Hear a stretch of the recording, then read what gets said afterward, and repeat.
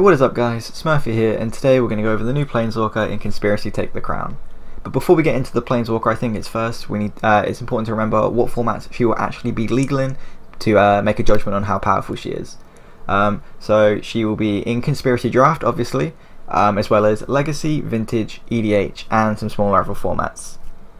So first of all, she's a Planeswalker with 4 mana. For 4 mana, she's black and white and starts off with 5 loyalty, which is pretty high for 4 mana. Her 0 flickers a creature or herself and drains you for 2. Her minus drains everyone for 2, but only heals you for 2. I feel like that kind of effect should heal you for how many people you've drained. So if you've drained 3 people, you should gain 6 life.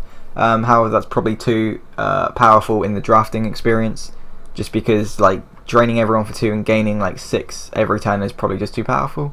And then her minus 2 is each opponent discards a card and you draw a card, which is great.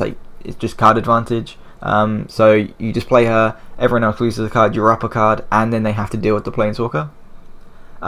So my first impression is that she doesn't have an ultimate, which kind of like ruins the excitement of a Planeswalker to me, and also the fact that she can't tick herself up, but instead you have to just flicker her, which is interesting. I haven't really seen that in too many Planeswalkers, so that's definitely cool.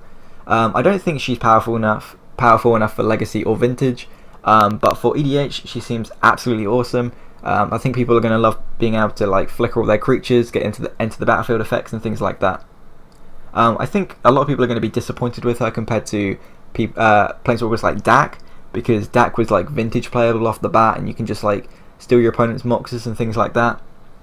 However, I don't think it's fair to compare her to Dak, because Dak is like in the top 0.01% of Magic cards. To be played in Vintage is just like it's just a very high bar to set, and I don't think that every Planeswalker in these sets should be that strong.